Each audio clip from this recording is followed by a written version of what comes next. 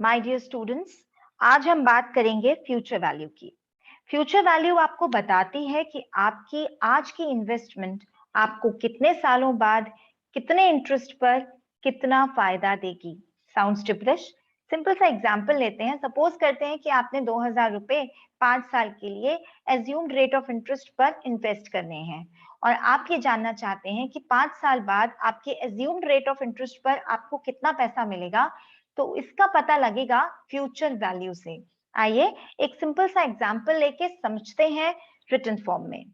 मान लीजिए कि मेरे पास 1000 रुपए हैं और मैं ये 1000 रुपए 5 इयर्स के लिए इन्वेस्ट करना चाहती हूँ 5% इंटरेस्ट पर। यहां मैं नंबर ऑफ इयर्स लिख लेती हूँ, यहां मैं लिख लेती हूँ सिंपल इंटरेस्ट और यहां मैं लिख लेती हूँ कंपाउंड इंटरेस्ट। अगर मैं इनिशियली मैं 5 साल की बात कर रही हूँ तो मैंने यहाँ पे नंबर ऑफ इयर्स लिख लिया।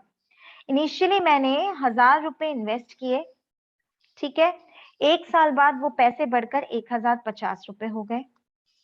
2 साल बाद ये अमाउंट 1100 रुपए हो गया। थर्ड ईयर मेरा पैसा 1150 रुपए हो गया। चौथे साल में मुझे 1200 रुपए मिलेंगे और 5 साल के बाद जो अमाउंट मुझे मिलेगा वो होगा 1250 रुपए। ध्यान देने की बात यहाँ पर यह है कि सिंपल इंटरेस्ट में आपका अमाउंट कंपाउंड नहीं होता। मतलब 1000 रुपीज आपका इनिशियल इन्वेस्टमेंट था, उस पे जितना इंटरेस्ट आपको मिल रहा था 50 रुपए इंटरेस्ट मिल रहा था 5%, तो हर साल वो ही 50 रुपए बढ़ेगा। ठीक है। अब हम बात करते हैं कंपाउंड इंटरेस्ट की। यहाँ पे अमाउंट कंपाउंड होता है, कंपाउंडेडली उसमें इन्वेस्टमेंट चेंज होती रहती है। इन्वेस्ट मतलब प्रिंसिपल अमाउंट बदलता जाता है साल दर साल। तो कंपाउंड इंटरेस्ट की बात की तो पहला अमाउंट जो था इनिशियल इन्वेस्टमेंट 1000 रुपए की थी।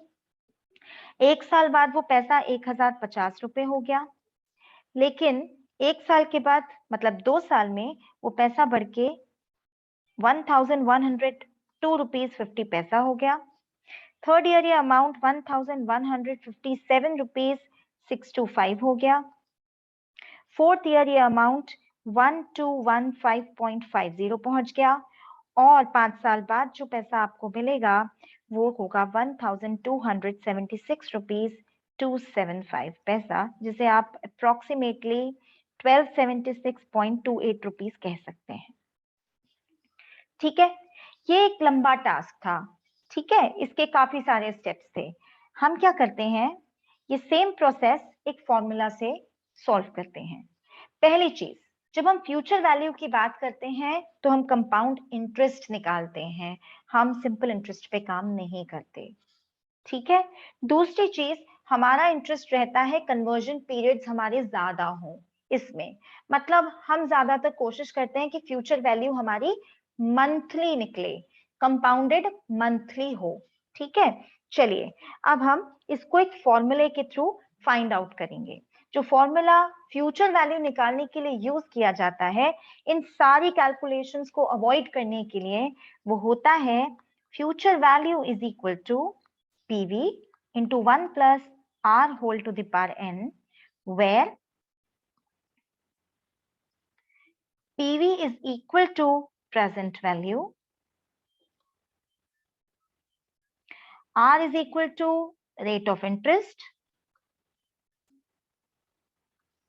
n is equal to number of years.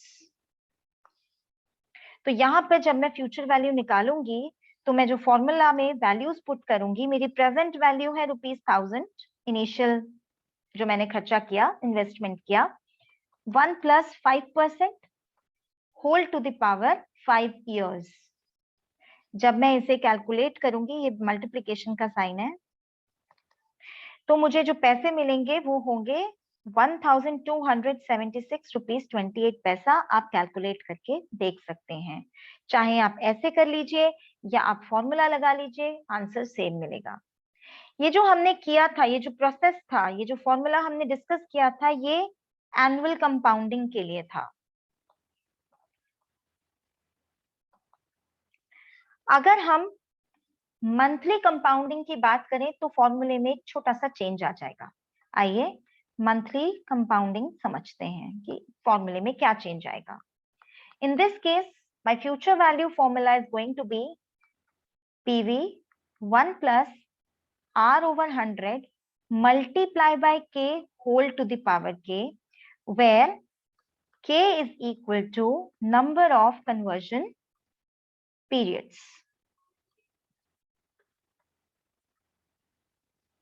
Now, अगर मैं मंथली की बात कर रही हूं तो यहां पर कितने कन्वर्जन पीरियड्स होंगे? बिल्कुल राइट, 12 कन्वर्जन पीरियड्स होंगे, 12. तो I will be getting 1000 1 plus 5 over 100 multiply by 12 whole to the power, यहां पर फॉर्मूले में n भी इंक्लूड होगा, number of years into number of conversion periods. तो यहां हो गया 5 into 12. इसको जब आप सॉल्व करेंगे you will be getting 1 plus 5 over 100 1200 whole to the power 60. जब आप इसे कैलकुलेट करेंगे तो आपका आंसर आएगा 1283 रुपीज 36 पैसा. And this is your required answer. अब आप खुद ही देख सकते हैं, जब आपने कंपाउंडिंग एनुअली की तो आपको 1276 रुपए 28 पैसे मिले, लेकिन जब आपने कंपाउंडिंग मंथली की तो आपको 1283 रुपीज 36 पैसा मिला. फायदा है आपकी मंथली कंपाउंडिंग में. फ्यूचर वैल्यू इन्वेस्टर्स और फाइनेंशियल प्लानर्स के लिए बहुत इंपॉर्टेंट होता है, क्योंकि इससे उन्हें इन्वेस्टमेंट पर फ्यूचर में होने वाले प्रॉफिट का अंदाजा मिलता है. अंदाजा मैंने इसलिए कहा क्योंकि फ्यूचर में होने वाले इकोनॉमिक फैक्टर्स जैसे इन्फ्लेशन, मेरा मतलब जनरल प्राइस हाइक या price drop in that period of time का भी प्रभाव फ्यूचर वैल्यू पर पड़ता है. आइए इन सब चीजों को एक बार क्रिटिकली समझ लेते हैं. Future value is the value of current asset at a future data based on an assumed rate of growth. It is denoted by FV or S or capital A. Future value is important to investors and financial planners as they use it to estimate how much on investment made today will be worth in the future. However, external economic factors such as inflation can adversely affect the future value of the assets by eroding its value. I hope the concept is clear to you. For more concepts related to financial mathematics, do watch my upcoming videos. And don't forget to subscribe, like, and share the channel and its content. Thank you.